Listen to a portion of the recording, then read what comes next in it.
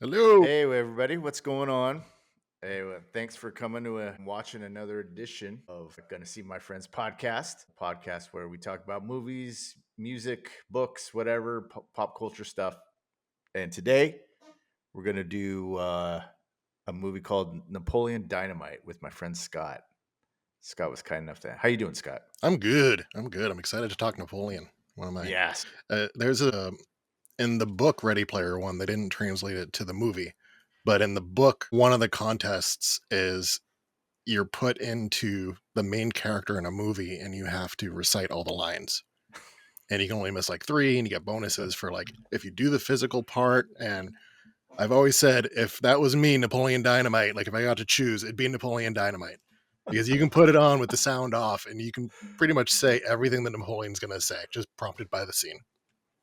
Dude, yeah, this movie is full of like we were talking about clerks and being vignettes, little vignettes. Like this thing just feels like the whole movie's like that, Yep. and every scene is it's its own individual kind of short because there's just so many lines that you can that you can quote and everybody knows these lines even if you probably haven't even seen the whole movie. If Hmm. you've just seen a scene, you probably know a line. So Yeah, there's a lot of it's tie-ins to Clerks, and I was thinking about that since that was the last one we recorded. It's yeah, it's an indie, didn't cost a whole lot to make, um, quotable lines in it, and then feeling like uh, it's just pieces.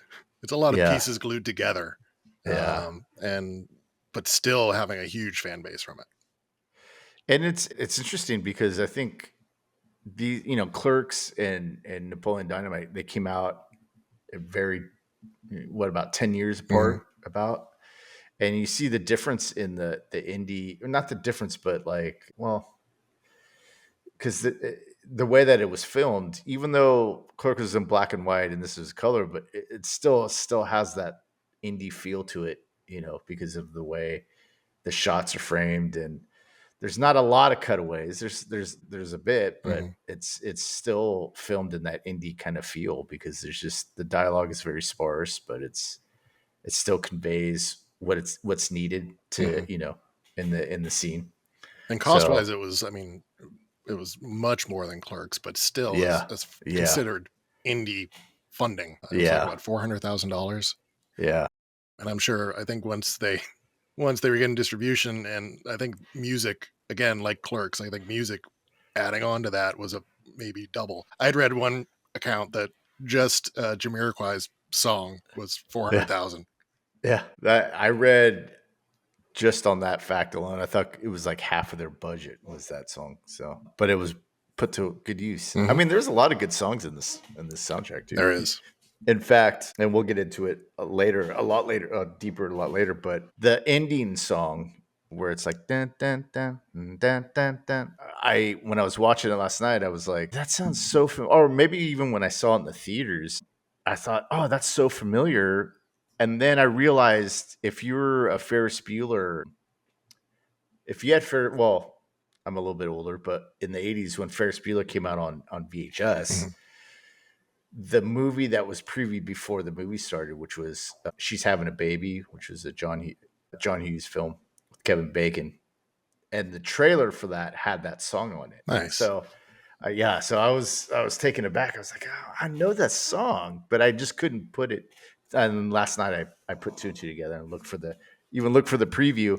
And then in the comments under the preview on YouTube, it was like, I remember this from my Ferris Bueller VHS tape. And I was, Nice. oh wow, I'm not the only one. So yeah, it's pretty cool. Let me get some basic facts out of the way here, and then we can kind of dive in deep into this Lay him great down. movie. So we got Napoleon Dynamite, filmed in the summer of 2003. Came out August 27th, 2004. It was filmed in Preston, Idaho, and it was released by Fox Searchlight, which was kind of a competitive kind of company to Miramax and all those smaller indie companies. It was directed by Jared Hess and written by Jared Hess and his wife Jerusha Hess. Stars John Heder, Efron Ramirez, John Grice, Tina Majorino, Dietrich Bader, and Yeah, and some other people that I don't know. I think it was a Duff sister. I should have wrote that down. Yep. Kylie. Yeah, and like you said, it was the initial budget was 400,000, which is now grossed about $46 million worldwide. That's impressive. And yeah, and that's pretty much all I got for the basic stats. But as we always start out on this podcast, where did you first see this, Scott? I remember seeing it in the theater twice. Yeah. The first time, I think I just had a friend, Victor, that was like, "Oh, this movie's so great, you have to see it." That's right. I remember that. And went to see it, and I was like, "This is awesome." And then this was before I got married. We actually had like a work bachelor party where we went to have some drinks right next to the Third Street Cinema, and then went to see Napoleon Dynamite. And then eventually had drinks after, and I don't remember much after that point. But I do remember seeing it in the theater, and so that would have been September probably of 04. How about you? I remember the girl I was going with at the time took me to see this. I had no idea what this was about. I think I'd maybe heard about it, but maybe from you even. But we partook in the little wacky tobacco and went and saw it. And I think it was it was not because of that, but I laughed my ass off on this movie. I had no idea that this movie it's a rarity, as you've heard on this podcast, like that I would see a movie and laugh out loud in the theaters. And so this was just one of them. And I had a great time watching it. I think I saw it 2 or 3 times in the theater myself. And I couldn't even remember like not laughing at this. I was just constantly bemused, and it was kind of not off-putting, but I recognized kind of the awkwardness in the whole movie. And I don't know, just I think it was obviously the humor, but it was also the acting, and it was also kind of the setting, and it was just a great. I had a great time. I love this movie. So yeah. What were your initial thoughts of it, like in terms of like the making or the feel of the movie? I think 90% of my brain is taken up with quotes from TV shows or movies. Oh yeah, And me too. that 90% is constantly there, and it's just pushed out piece by piece by piece when new things come in. Yeah. Simpsons knowledge, right? Simpsons references. I'll be doing something and just a random phrase will come out of pray for mojo. I'll just say something random that comes in my head. Saturday Night Live references and, all of that, just little clips of things. And this was made for that, right? It's a bunch of little clips and a little random funny things that are being said just with no context even. Yeah. In a tone that you want to imitate. It's almost like Borat. Yeah. You want to say it like the person with the inflection. And so that's right in my wheelhouse. My brain instantly sucked up those quotes. I remember seeing the trailer for it and not knowing what was going on, not knowing what to really expect. Yeah. Because how do you publicize the movie? It's like there's just like it's a kid going through high school, and that's it. Yeah. There's no way to really publicize it past that point. But I remember seeing it and loving it. I remember this is another one where you can get the CD soundtrack and it has the quotes from the movie. So you just replay those over and over and over and satisfy that part of your brain where you can just get it in there and just know it word for word. Well, I think the one that's obvious to me that I use is it doesn't even matter what is said, but it's always your mom goes to college, that and the look on it. It's not even the delivery, but it's the look on his face afterward. Man. He's so satisfied. He just gets this little smirk and then just turns like nothing happened. Just back to the TV. There was no reason for him to put any input into. He was not involved in this conversation whatsoever. And he just decided to interject himself, almost like it was just a instinct response from him. Man, and I mean, we could probably pick out the whole movie lines like that, but it kind of it's kind of the whole thing about watching that movie, because every time I do get it geared up to see that movie or to watch it, like last night, I was tired and I was like, I probably saw it maybe 2 or 3 weeks ago, just because out of boredom. Oh, I'll put something on in the background. And so I was kind of tired last night, but then I was like, I started watching it, and the next thing you know, it's over. And it's just so effortless to watch it. And there's very few movies that do that. And I don't know. That's what I appreciate about that movie. Not to say that I don't like to spend time watching it, but it's just you're like, oh, wow. And then, he's already playing tetherball, Hmm. and it's like, oh, it's already the end. That you They have described that it little, perfectly. Like yeah, effortless. It's effortless to watch it. There's yeah. no hurdles to get over to watch this movie. It's nothing like, wait, he said this, and then that. Wait, so what? There's nothing, none of that. It's Yeah, you don't have to just, remember anything from earlier in the movie because it really won't matter 15 minutes later. It's a comfort movie. It's why we watch The Office over and over before bed yeah, or put yeah, on, It's Always Sunny or Bob's Burgers or something in yeah, the background when you're cooking or doing something. It's a comfort movie for sure. It's yeah, one that I could put on if I'm trying to sleep and I know I'm going to fall asleep within the first like 10 minutes because my brain, once I hit play, goes, this happens, this happens, this happens, this happens. You don't need to watch this. Just go to sleep. It's better yeah. for you. I can do that with so much, like the Dark Knight trilogy. Uh I feel huh. like those movies I could put on, and that same thing happens. I go, okay, Batman does this, and Batman does this, and Yeah. then I'm asleep because I've already lived it in my head that 2 hours. Yeah, yeah. Well, yeah, I have a lot of movies like that too. That I have a playlist on YouTube because when YouTube has those free movies, and so I made a playlist of movies that do that to me, so that when I go to sleep, I'm like, and I feel like it's one of those things too where it's almost like it helps you turn off your brain, Hmm. not in a bad way, but just in a sense of like it's just comforting and I don't know, like you said, the Office. I did that with The Office and Parks and Rec. Those two Hmm. shows, I'll turn it on and then fall asleep. Yeah, there's so much to it that just is warm and inviting. Yeah, It's really hard to describe to people if they haven't seen it before, other than saying you have to watch this. Like, just sit down and do it. yeah, yeah, It's you can't be like, oh, you liked this, well, you'll like this. yeah, You can't yeah, quantify it in a group with something else. It's exactly. just its own movie, and sometimes it Yeah. might take a couple viewings um, for someone to go, okay, this is really good. Versus what did Yeah. I just watch? Well, when I was doing research for this, I came across a lot of articles and other podcasts and other kind of video essays on YouTube that were always kind of saying, well, what was the plot of this? And I'd like to think that, you know, maybe there isn't like I would say the plot starts really late, like when Pedro wants to run for president. It kind of gives the film a little sense of, you know, I want to whatever I say, like direction, I suppose. Mhm. But I mean, it already has a direction, and there's no way kind of a knock against the movie. But I would say like that. That's the kind of the driving force or begins any sort of semblance of a plot.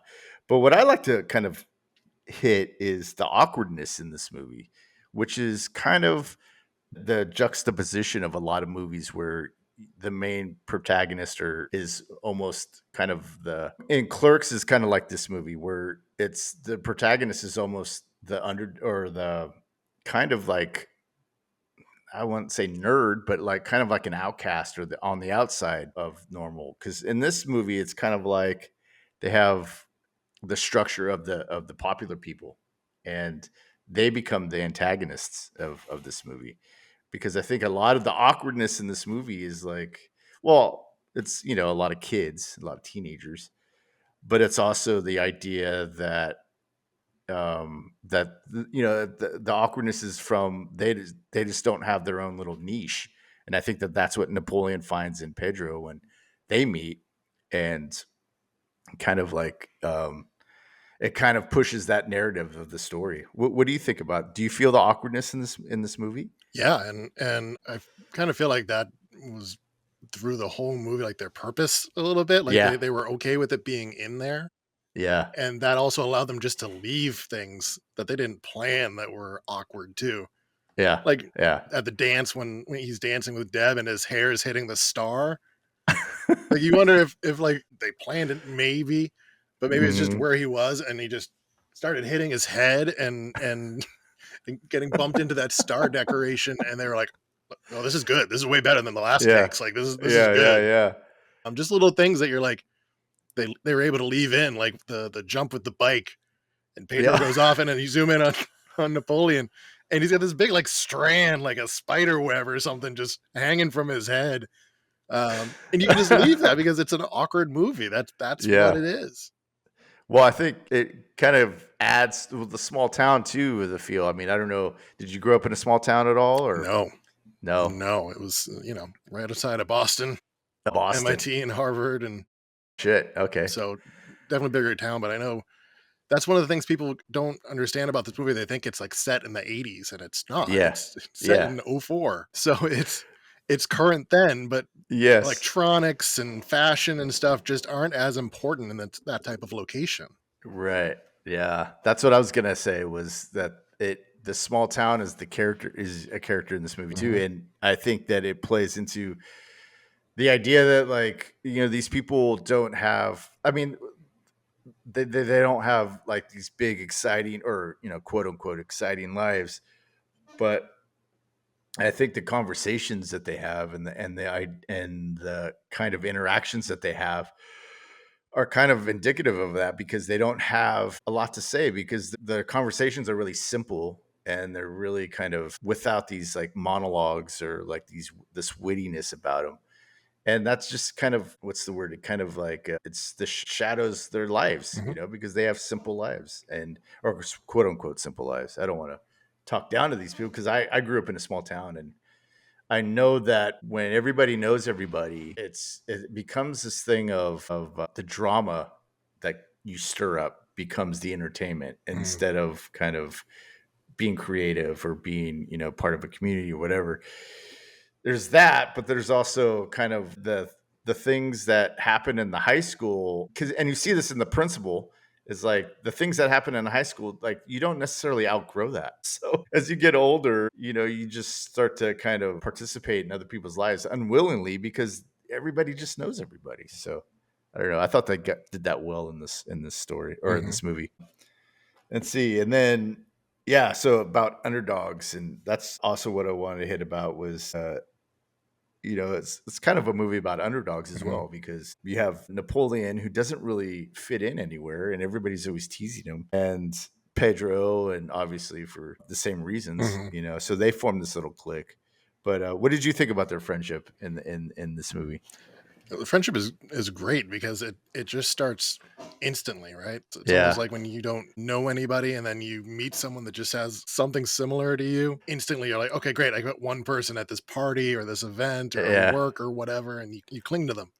Yeah. And right Yeah. away from the beginning, you just offered to help him, and then from there, he just starts talking to him, finds out about the bike. He's like, "Oh, this is cool. Okay, great. Yeah. We can talk about this." But he still feels like he has to show off for a Yeah. while there, like showing the picture of his girlfriend, uh, the glamour. And I love that he's showing him a glamour shot, but he's like, "Yeah, she has some modeling gigs." Shows the picture, and then he has to tell him, "Well, I took her to get some glamour shots done." So you could just say that was a modeling shoot, dude. So he still feels like he has to like impress him with, Yeah. a lot of the gangs here. Yeah. They wanted me, Or skills. yeah, skills and bow staff skills, and they wanted me to join. He feels like he has to put on that front, and then over the movie, you can see it very quickly just start to melt Yeah. off. Well, I think they inspire each other too, Mhm. because I think in the when they were sitting on the bleachers, that's what it Yep. was. He's like, "Well, who are you gonna ask to dance?" And Pedro's like, "I'm gonna ask her." And he's like, "Whoa, geez," and that kind of gives him, or starts to give him, the confidence to Mhm. kind of go after somebody, or And I think that that's what, ultimately, when you're an outcast, or you just find your own kind, Mhm. you know, and you sort of gravitate toward that. Anything else you wanted to speak about with that? Do you think that? Or any other characters that kind of you liked? I mean, we liked all of them, Yeah, but I mean, the character through the whole thing. I mean, the great thing is you've got just a core group of actors, right, that were yeah. hired to be on the film and stuff, and then you got all the other people are just local extras. Yeah, all the extras were all the students. I Mhm. remember working on a student film in at school when I went back to school, and look at that. Did you Thumbs see up. that? I don't know what Whoa. that is, but we had to hire extras, and I was the guy that had to do that. And it was a Roger Corman film, so it was kind of high budget for us, even though it was only 50 grand. Mhm. But and I remember one of the producers who was trying to act like it was a Hollywood production was like, "You can't use the same people over and over again." And I'm like, "Well, this is a school. It's supposed as a school. Like you see the same people over and Mhm. over again." She goes, "Well, no, you just can't use the same people. You've used the same people for the last 3 days." And I was like, "Well, it's out of school." Anyways, me and her got in a big fight about it. But you look in this movie and you see all the same people Mhm. all the time. And that's what gives it, I think, its charm too, is that, and it's small town. So you see everybody you see the same people all the time. Mhm. So yeah, I it's, in the research and before, planning on coming up with this stuff, I'd gone to see the anniversary showing of it with oh, that's right. Yeah. John Heder and Efren and John Grice at a local theater, and they've been touring for the 20th anniversary for a couple years now. So it's got to be petering out there. Yeah. But I got to go see it, and they tell a lot of stories from there about the casting of it and how they got involved, and a lot of it is stuff you can find on YouTube, right? They talk about the stake throwing scene and stuff, and it's great to hear live. But they talked about Uncle Rico being potentially cast by Christopher Walken, which would have made it a completely different movie. That would have been awesome. Yeah. Even though John, I wouldn't trade John for No, anything, but yeah. no, it would have. It feels like there's an alternate universe out there where that did happen, and I don't Yeah. know. I don't think I'm better off for being not in that one. I think I'm better Right, off right, being right, here with right. John Grice Yeah. being Uncle Rico in this universe. Yeah, he played that perfectly. I don't think that, yeah, because I can't really picture anybody else Mhm, in that in that. But because at times it's a sad character, but it's also because he lives in the past, mhm, and who doesn't know people like that? I was like that for the longest time, and I can really, I mean, not to that extent, but you have these kind of things that I was always kind of like, oh, if I would have just done that. And but anyways, like, yeah, that's. I mean, everybody knows a person like that, and especially in a small town, like, mhm. you see this, that, I mean, not to belittle those people, because those people are really cool and they have families and they're Send your great, but letters it's, to yeah, exactly. gonna see my friend's podcast PO box. I'm gonna cut this out. No, but like, for some people, I just couldn't. I remember just wanting to get out. When I was in high school, I was like, I got to get out of here. It's too. I was just claustrophobic. Even now today, when I think of like Cloverdale or great town in Healdsburg and Windsor and Geyserville, it's like, um, great towns. And if I had money to live there, I would probably buy a house and live there. Um, but at the time when I was younger, I would just, even the thought of going back there to visit, I get claustrophobic, and then Mhm. I start to get anxious and like, get me out of here. And it's not the people. It's just, I don't know. I grew up in a lot too in Sacramento, which was a lot bigger city. And so, yeah, I'm just not used to having people like, what are you doing? Don't do that. And I was like, I don't even know you. Who are you? So, Yeah, anyways, it feels yeah. like in a So, lot of stories where it is a small town, it's about the main character getting out, or it's they're seeing that someone got out and they're trying to emulate that person to get out.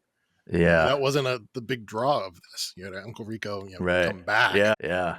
but he wasn't like he was better for leaving, and who knows how far out he was, right? They never say that he didn't Right. live in town somewhere and, was just coming over. But also, you've got Kip, who is the one that leaves. Yeah. You've got one person that makes it out of the town, to something potentially And bigger and it's, brighter. And it's somebody that throughout the movie you're kind of not ridiculing, but you're kind of going like, "Oh, geez," Mhm. like, this guy's delusional. But then he becomes the guy that actually falls in love and gets married and moves. So Yeah, he's the epitome of that's, if that person can do it, I can do it. yeah, exactly, exactly. Let's see what else, Uncle Rico. As far as movie vehicles go, Yeah, of course you'd want to have the DeLorean, right? Everyone would want the DeLorean if they could have one. If someone could have couldn't have that. They go, okay, I want the Ecto 1, right? You're going to want the Ecto 1. Maybe you want Knight Rider. Maybe you're old school that way. Maybe you're cliche, The Dukes of Hazzard. Dukes of Hazzard, right? You Yeah. could have the niche of the Wayne's World car with the, Twizzlers coming out of the top, red vines. But how awesome would it be to have Uncle Rico's van? Right? Like, that van would be pretty awesome. I saw Dude, it was did up they for have sale at some point. Yeah, did they have that van when you went and saw them No. outside parked? No, you'd think Man, they'd that be would've been touring in awesome. it. But I saw that it was sold. They sold it on eBay at some point. Oh, it did? The person that owned it, wow. yeah. And I'm like, man, that I feel like that would be like one of the top 10 cars to have, movie Yeah. car wise. It would Yeah. just be so iconic. Yeah. And I think, let's see, the van, and there's so many iconic little, like he brought back Tetherball. Mhm. I mean, did you play Tetherball when you were in elementary school? No, That was the last time I played it. I don't. It was Maybe we had a tetherball somewhere, but I don't think we did. I don't think I've ever played tetherball. It's, I think after 6th grade for me, because in Sacramento, I went to school in Sacramento, we would have like tetherball tournaments at recess and lunch. And, we'd have jackknives and, all these kind of things. And once I moved away, I moved back to Healdsburg. No one ever knew what that was. No one knew how to play it. And I was like, dude, this. And so when I saw this movie and he's playing tetherball, I was like, yes, that needs to come back. That needs to come back as like a league. Like, what's the big thing now? If pickleball can be something, Pickleball. tetherball can Yeah. come back for sure. Exactly. And have tournaments and have courts. Because I think when I was younger, we had one in middle school. We had a tetherball court, but it was nobody played it. Mhm. No one even, I don't even think we had a tetherball. If we did, it was old and no one used it and it was flat. Mm-hmm. And so, yeah, I never played it, but I think we had 2 poles at the end of our basketball court. And yeah, now I don't see them anywhere. So that's got to come back. As far as outdoor sporting equipment goes, the wear and tear on a tetherball has to be pretty high amongst them, right? Like, Yeah. you have to It's like, replace that thing at least once a year, just from the rain getting to the rope and. well, you take it off. So you get the rope, you get the chain. We had chains, so you can click on, and then it had the rope to the ball. After your game, you would take it off and you would give it to the PE guy or whatever. Weren't and he they would put it tall away. though? Like, did you have to stand on each other's shoulders or something to clip it in Oh, and no. unclip it? No. It was like That's what middle we grade did. You height. just clicked it. But it was like, dude, I got to get some room here for this. But you would, and then you would lay down rules like no jackknives, and you can only have 2. Like, I can't remember what terminology, but it was like you can only hit it twice. So after twice, you would have to catch it, and then if the other person didn't stop it, then you would hit it again. And the whole thing was to get it wound up on the pole. But it was such a fun game. Was that the and draw needs to in come back. middle school then for like being outside and doing sports during like stuff during recess? Was that your draw? Were people drawn to tetherball? Tetherball was, it was that. I mean, it would go like, seasons. Mhm. Like sometimes it would be really into tetherball, other times. And then we would all get tired of it and we'd all just play kickball or football on the grass right next to the basketball courts. Mhm. And so you would go through your phases, when it was colder out, man, you get a hard tetherball, it hurts your hands. Mhm. So you would go to kickball or football or baseball, whatever, or you just hang up. We But played then when it got, we called something. but when it got hot, it was Mhm. like springtime. I It was bet. like tetherball season, See- and it was like sandwiches were on the line, cookies. So yeah, it was like it was rolling bones, like throwing bones on Yeah. playing tetherball, putting up stuff.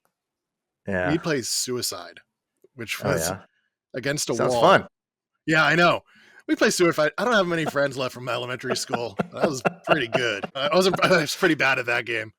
Oh yeah, No, you call it suicide, and you take a tennis ball, and you'd all be there as a group, and you throw it against the wall, and it would bounce, and you'd have to grab it and throw it again, and it'd have to hit the wall, and it'd have to bounce once before you grabbed it. But if you went to grab it and it hit your hand and and you bounce didn't out. catch it, Yeah. you had to run and touch the wall. And if you didn't make it, the person with the ball, like the person with the ball, had to throw it and hit the wall before you got there. And if you didn't make it, they then Yeah. got to take that ball and you had to stand there firing squad style and whip it at them as hard as you wanted to. Needless to say, the lunch lady, lunch yard Yeah. aides would not let you partake in suicide. If they heard of it, they were shuffling over and making sure that you were not playing. We go, no, we're just playing off the wall, which would be the lamer version of it. But no, we were playing suicide. Yeah, I think we had a version of that, which was, it wasn't dodgeball, but it was kind of like handball. Have you ever played handball? Mm-hmm. But with the big red rubber balls. So it was kind of like hit it against the wall like that. And then we kind of made up this one where we would take racket balls, those blue balls. Blue balls. That's what she said. And we would find a corner, and try to hit. We played baseball. This is the way we played baseball was you would hit it. If you hit it right at the right angle on that corner of a sidewalk or whatever, it would fly and that would be a home run. But if you missed it and it bounced off the wall, and it, depending on how far it went, it was a singles, a doubles, a triple, whatever. So we would play that. And if you caught it in the air, obviously it's an out. We had those versions of, we were, as a kid, you're creative like that. And I think in a small town too, like this one in Napoleon Dynamite, like that's what you just had to do. You had to like be creative and make up games to entertain yourself. Well, when Uncle Rico and Kip are like, let's get out of here somewhere more private, and they go to the bowling alley because it's like that was it. It was a roller skating rink and there was a bowling alley, and those were your two options. Like when you cut school, I would cut school a lot, especially in high school. I look back now and I'm like, we would just cut school and walk around town, and like we didn't want to worry about anything because people were just like, who cares? Now I don't think you could do that because now we had an open campus too, and now they have a fence around the whole high school, so now they're pretty more strict. But man, yeah, watching them in the bowling scene, the seats in the background that they sit on, they're like off orange and off white colored bench seats. And the bowling alley, which was really close to my house, had those same ones, and they remodeled when I was, probably 17, 16. And they had a whole bunch of them in the back just one night. And my friend and I happened to be driving by, and I was like, we got to take one. We got to take a bench. Yeah. We loaded up in their station wagon, back still open, and drove it the mile or whatever it was to my house. And I had those things in my childhood room when I was a teenager. Just a big bench, curved bench of bowling chair seats, and I brought them with me to my first apartment. And then before I moved out here to California, I put them on the curb. Let them go to another family, whoever wanted to take it. But I miss them. I do miss them. I think about like if I had them now, like they could be in the garage, right? You could be something cool to sit on. Yeah. So I get a little nostalgic seeing the bowling alley scene. Yeah, bowling alleys. Yeah. Yeah. There's Healdsburg used to have a bowling alley, and it burnt down. The whole town lore was that it burnt down, and now it's like there's a lot of things. Like we used to have a roller rink up on the mountain by the river, and you look at these places now, and they're like, dude, these places are tiny. How could you fit a roller rink or bowling alley here? So, all right, yeah. So, what else about this movie that kind of gets you in the ding ding? There's ding ding, ringy ding ding. It's a technical term. Movie production people know what we're talking about. So there's a little closer to the mic. I can't hear you. Don't tell me what to do. There's a lot in this movie that if you were kind of an outcast, like it makes you feel like, oh yeah, I know what that feeling was like. And one of the things at the showing of it, multiple people brought up to them was, thank you for portraying people that are kind of neurodivergent appropriately, because this is the most accurate depiction of them that we've seen. Yeah. And I never doesn't talk down to them. Yeah. I never thought of them as neurodivergent at that point. Like in 04, I just thought these are just awkward kids, because there are a bunch of us that were just awkward and possibly somewhere on the giant spectrum. Well, you look at it. I'm sorry, I didn't mean to cut you off. Go ahead. No, I was going to say, more people on the spectrum there when we were kids, just not, diagnosed, right? Right. And so I never saw them in 04 as neurodivergent. I saw them as just awkward kids just having Yeah. awkward conversations and an awkward Yeah. time in their life. And you would, I would, at least, I don't know about you, but I would always make space for them just because I was the same. I was kind of like I kind of went around. I didn't have my specific group that I hung out with specifically, but yeah, and also watching this movie, you kind of realize that there's a lot of these, the main characters at least, they get ridiculed for everything that they do and say, and so that takes a toll on you, and the amount of kind of wherewithal to be able to kind of rise above that and just be who you are anyways, because I think a lot of kids, myself included, to an extent, was, oh, okay, then I have to change, and maybe if I'm a little less, or maybe if I listen to this band, or I can hang out with this person. So there's these people, kudos to them, like these characters kind of just stayed true to themselves. Mhm. Yeah, Deb was doing what she felt was cool, right? She liked Yeah. making the boondoggle keychains and trying to make money for college. She liked doing the photo shoot thing. You can tell nobody's really interested in the photo shoot thing. Uncle Rico and Kip might have been the first people she's had down to that basement. Um, her mom might have been like, "Oh yeah, I'll make cookies for you guys. Yeah, welcome, Yeah. welcome, come on over." They're probably the Yeah. first people down there. Yeah. But she loved to do it. That was Yeah. her thing. And yeah. And Kip and Uncle Rico, no matter how creepy and awkward that they were, it was kind of like, well, what else am I going to do? Mhm. This is my truth, and this is like, this is who I am, and this is what I want to do, and then they do it, and it's kind of inspiring, even to me now. Yeah, there's a lot of little Easter eggs about the movie and kind of looking up information for this and just I've been watching a lot over the last few weeks from that showing.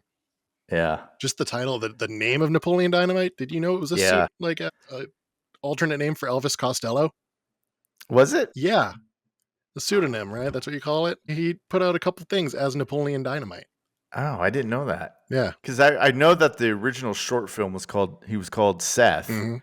and the short film was called Palooka. Yep.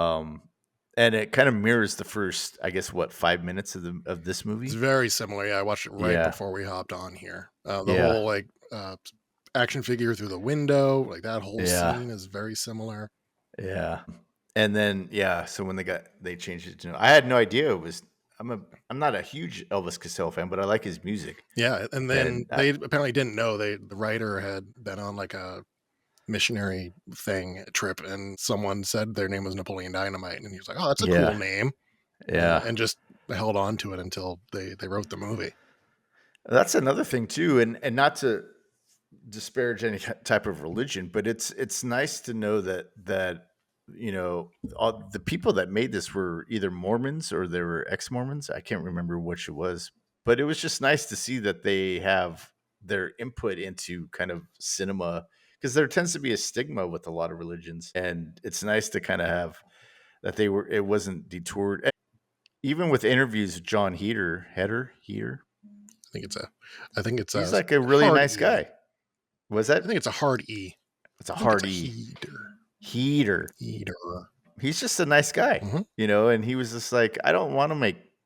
He goes, I saw in one interview where he was like, I would rather make a small indie feature where everybody's kind of gung ho about it than these big Hollywood features where it's just like Mhm.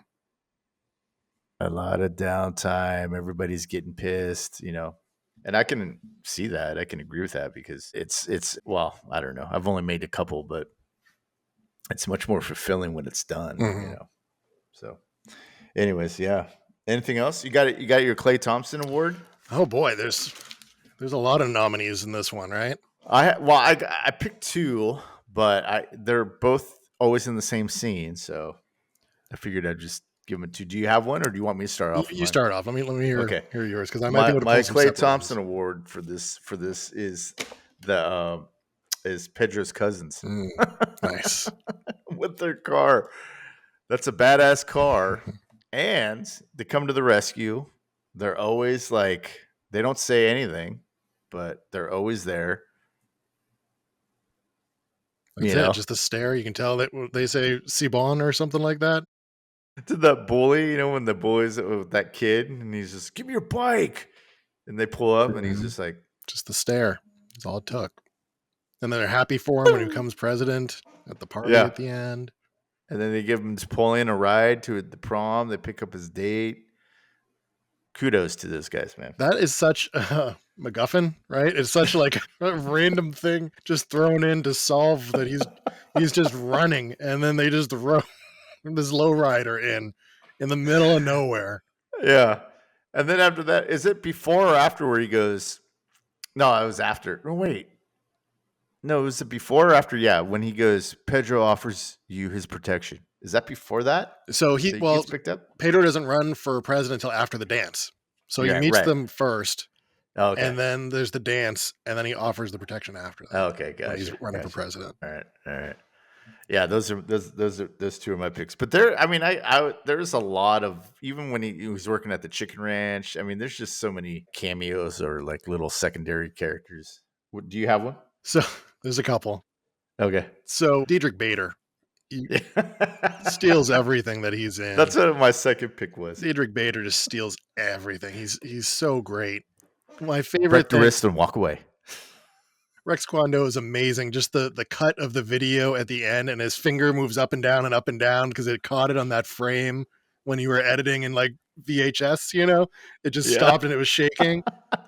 That little detail, he's just amazing. And I loved when he doesn't do it so much on like Blue Sky from what I've seen, but when he's on Twitter, if someone made a comment about something, it's like, who would you, most like to see win the Stanley Cup?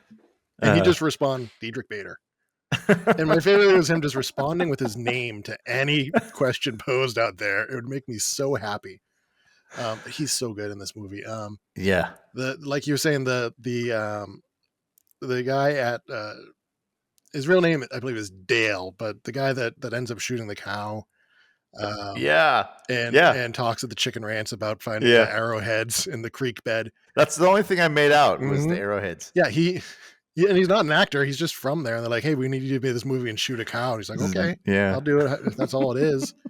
The cow, it was like a FFA winning cow that they got there last minute. It was so used to being bottle fed. So when he holds the gun up to him, you could see it like lean into it. And if the bus hadn't passed right away, he would have licked the gun. You would have seen him licking the gun. So he's great in it. Every scene he is stolen.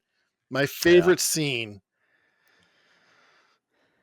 there's so many award winners in this one, but my favorite scene is Uncle Rico selling to the husband and wife. Oh yeah. And with the boat, with the ship or whatever. It's my favorite scene in the whole movie. I will, when I see something I want to purchase, I'll go, I want that. And the husband, he's asked to tear the Tupperware bowl apart. Yeah. First of all, no one's going to be able to do that. And he's trying to show like this, it's this strong that you can't tear it apart. Yeah. The guy first pulls up his shirt sleeve. Yeah. Like he's going to rip through his shirt. He needs the space for his biceps to rip this thing.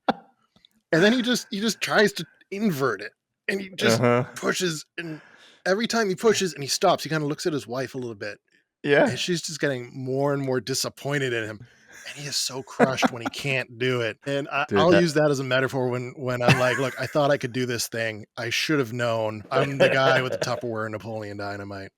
Yeah. I should have known I couldn't do this, and I shouldn't have offered to do it for you. That is my favorite scene. So I would give it to that couple. All but right. You've got so much. You've got the bully, right? Yeah. Give me your tots. Bully. Like, and he really was a bully. Like, he was just a friend of the writer. They were like, oh, you should get this guy in it. He's kind of mean, but he's, well, really I heard good to be around. I read an article that after the movie was out, he went on this. He went around to schools and promoted anti-bullying stuff, and so yeah, that was cool. There's so many people you could pick in this movie. Mm-hmm. I mean, even like Rex Kwon Do's wife, Starla. When Rico's like, you can go somewhere here. Yeah, and you've got the popular guy, right? Yeah. Every time, everyone's just bored and not reacting, but he has to like overreact to stuff. Hey, Napoleon, what did you say you did this summer?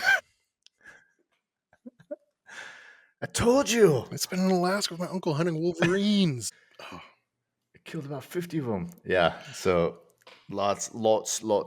there's tons of call and responses there when you hear something that you're just gonna reply with Napoleon Dynamite quotes. Yeah. Yeah. What would you say is, if you look back, in the last, let's say, 5 years, are you a big indie film watcher still? I will say, I would say yes, but only in the sense of horror movies and Nicolas Cage movies. Oh, okay. Nicolas Cage Yeah. seems to be in tons of independent stuff, right? Yeah.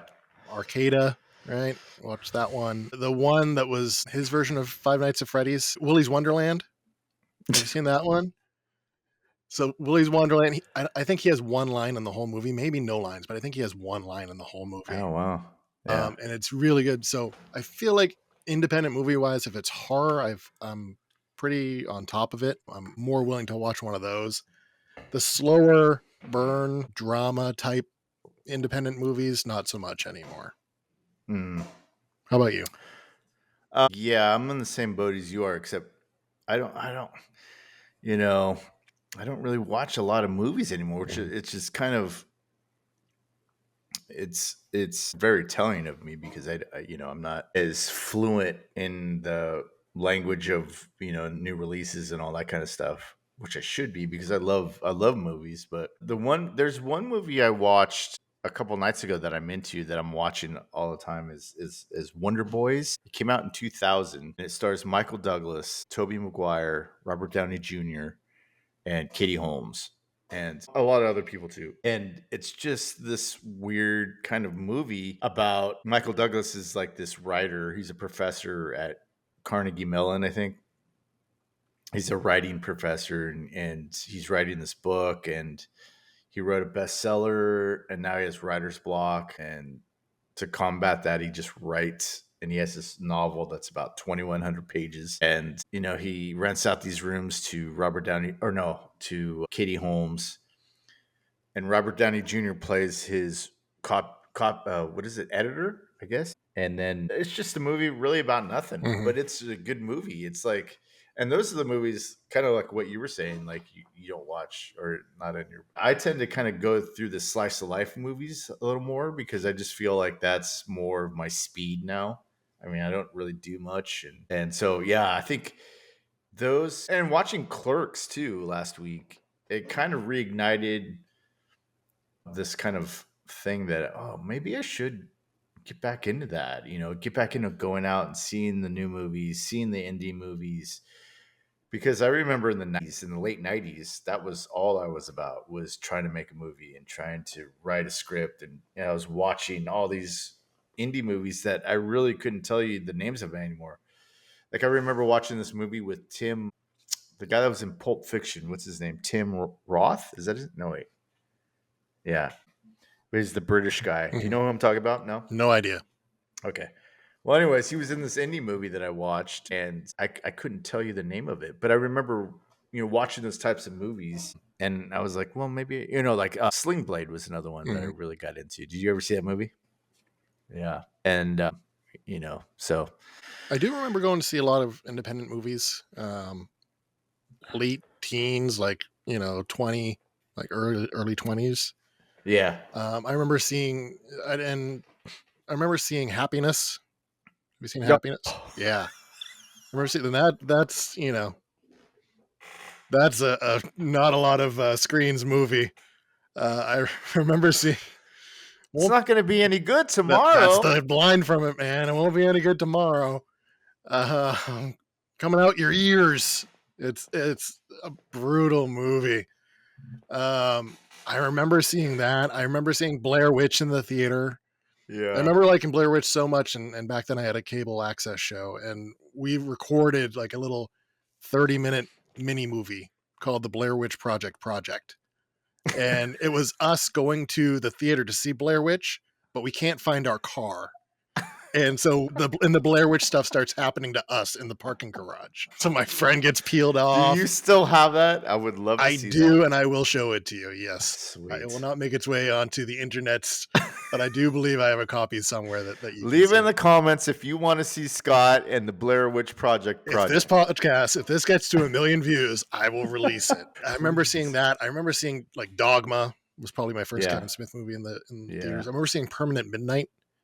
Oh, I want to see that. I've never seen that. And I Yeah, want to see that with Ben Stiller, because I read the book, and I remember going to a lot more independent movies back then. And it does feel like a younger man's game. You're more open to those things. You're more trying to find yourself. And I always think in movies and books and music, mostly for me is music, I want someone to say what I'm feeling, but it never matches what I'm feeling. And so I feel like at that age, you're really looking for that. And that's what indie movies are. I think I'll add to that. I think that you find more movies that kind of speak to that, of that internal thing that everybody has. It hits a lot closer though. You may not find it exactly, but maybe you find a character that says one thing or acts a certain way, and you're like, yes, that's close. Yes, more of that, And so at least I did. I tried to find things that kind of fit into my narrative at the time, of whatever I was going through and whatever I was feeling. But yeah, you're right about that. That's a good point, because I always try to find in the things in the music that I write now, or the things that I write in prose now, it's always this kind of reflection of things that, maybe you've seen them before, but maybe I could do it in a little different way. And that's always the challenge, but now I'm older. So it's more of just that's why I watch The Office a lot. It's just, do I want to go see this movie and pay this money that I may not like, or stay at home and watch The Office? Yeah. And I'm way more open to watching a movie that's 90 minutes, 2 hours long, than starting a new TV series. Yeah. That's a lot of commitment. It's like there's a lot of things I have not seen TV wise, because it's been so long into it now that I know if I start, it's going to be a long commitment. Well, and so then I go back and I'm like, I already saw this. I don't want to go through that. I did that once with Ted Lasso. I was like, wait, I missed an episode. Okay. Oh, no, wait. Is this a new one? Because I don't know what's going on. So I'll go back and I'm like, oh, I haven't seen this one either. Jesus. And then you go back to the other one. I'm like, okay, I saw this one. And now, okay, I'll just wait till it's over. And then I don't have to go through that. I feel like if I hit that start button, that's season 1, episode 1, and I'm in until the end. There's only been maybe 2 series and they would have been Netflix type series where everything was available to me, where I just bounce. I'm like 3 episodes in. I'm like, I don't, this isn't really for me. Well, that's what you were saying before. It was like, or maybe it was you, remind me, but it's like, you'll really like it, and then you'll hit that one episode that's just like, yep, that's me. It'll hit there, and then I'm on my. It's a balance of how much am I watching TV versus staring at my phone, right? Looking up stuff on my phone, and it's not related stuff. Of course, you can look up who is this person and were they in something else? Where do I know them from? You're going to do that now. You have a little supercomputer in your pocket. But it starts going, and it's like, I really like this. I'm really watching it, and I'm not looking at my phone. And then slowly it's just there, it passes. They pass each other, and I'm just on my phone more. And I feel like that happens with a lot of shows. Yeah. Well, did I ask you this before? Have you seen that movie, It Follows? I love It Follows. Oh, yeah. Such a good movie. Yeah. Me and Tobe did a podcast on that one. That was a great movie. And I had never seen it before, so I had to watch it for the podcast. And I was impressed with that, because everything about that movie it hit everything that I liked in movies. It looked good. It flowed well. It was intriguing. I was captivated by it. I wanted to, what happens? I wanted to figure out what this thing was. Why is it? And then when it ended and it didn't tell you any of that stuff, I was like, yes, I love. When someone likes horror movies and they're like, oh, I love horror movies too, if they need a recommendation, I say It Follows if they haven't seen it. Oh, nice. Because I feel like it brings you into the kind of the indie part of horror, where you don't have to see the big slashers and the big movies. It's just nice. Even though it draws from those, like, it's very inspired by those things, but it doesn't, it's fresh and new. It doesn't really, or it'll start with that and then it takes you somewhere else, and it's just like so different. And that's what I liked about it, because I said in the podcast, it kind of calls back to like, Nightmare on Elm Street and the slasher movies like Friday the 13th. And it kind of starts that way, but then it's its own thing. So it becomes something else. And that's what I loved about it. Hmm. And it was kind of this thing of like where it was in this weird time space of like everything kind of looked modern, but yet they were driving older cars and they were using older kind of Yeah, that technology. And weird phone that looked like a yeah, clamshell. Yeah. yeah, just this. And so it was cool. That's what I loved about it. I should rewatch that podcast because I don't remember what I said about it now, but yeah. Yeah, and So it's the thing with indie movies, whether it's horror or whether it's like Napoleon Dynamite, like you can do a lot with a little, yeah, and yeah, sometimes what you don't show is better than what you do show. yeah, yeah. And yeah. And also it was weird because they were always outside, but they were never wearing anything warm. Like I noticed a lot of short sleeves, like bare feet, like no coats. Hmm. And it was at night and it's in Michigan. And so it was just this weird kind of it was almost like it was a dream, almost this whole thing was, because there was nothing that really tied it to, it's nighttime and it's cold, or we just went swimming and we're on the beach and it's overcast, but we're still like laying out like it's the sun. And Hmm. it was just had this dreamlike quality to it that I like too. So anything else you want to add? No, no, I don't. I Okay. think we've recapped Napoleon Dynamite quite well. Yeah. Yeah. Lots of stuff to cut to Cole Hmm. Yeah, from this. it's a great movie, and I will watch it many, many more times. Absolutely. And it's cool to know that after 20 years it's still, I mean, I haven't met anybody younger than me that's seen it and like talks about it, but I'm sure there's tons, Mhm. because when you went and saw the thing in at the theater with the main stars, what was the overall feeling of it? Like it It was still so this one was interesting because it was 21 plus. They wanted to sell uh-huh. alcohol, but when they did it in like Napa, it was all ages. Oh, okay. So I think you have a different thing there, where like at the end they have people come up and do a dance party for a prize or whatever, dance like Napoleon, Oh, wow. and they're like, it's usually kids. We usually bring kids, but let's get some adults that are dressed up here. Um, and they ask like, is this anyone's first time seeing it on the big screen? And then they say, is it anyone's first time seeing it all together? And there were a couple people where it was their first time. Their friend had brought them or whatever, and Yeah. they see it. And most people the first time are like, I don't get it. I don't Yeah. understand it. Yeah. And it takes a couple viewings to get to that point. They're like, I like it was funny, but I Yeah. don't get it. Yeah. Um, Yeah. and I think that's once you realize there's nothing to get, you Yeah. just go along for the ride and just enjoy all the different pieces of it. Yeah. But everybody there, quoting the movie and singing along when the songs came on, like that sort of stuff. And when the laughs are coming. It's good to see it as a big group. I Yeah. know my daughter's in 8th grade, and today's the day before school vacation. And so some of the classes, they get to watch movies and they vote on them. And one of the options for the movies was Sandlot, and another option was Napoleon Dynamite. Oh, So, nice. I think there's still people trying to show the younger kids the Napoleon Dynamite so that they can see it if they Yeah. haven't seen it before. Yeah. My daughter said, "I voted for Napoleon because I know you would have thrown me out of the family if I didn't."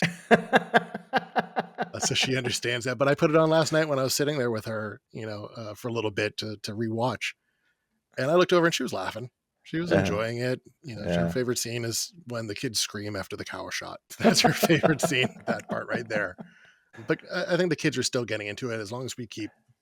It's like anything in movies. Like a lot of kids can't sit there and watch a full movie Right. and Yeah. just focus on it. And it's up to us to kind of show them those movies Yeah. and kind of lead people to still enjoy the theater and Yeah. indie Yeah. movies.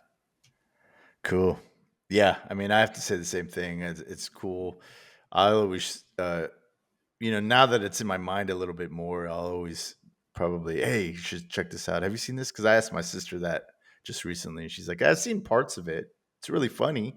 And Mhm. I'm like, oh, you got to sit down and watch the whole thing. But yeah.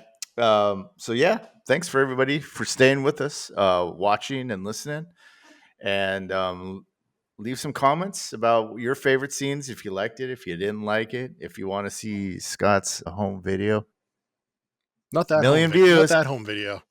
That one's on my OnlyFans. But yeah, thanks for joining us, and we'll see you again next week. Thanks, Scott. Bye-bye.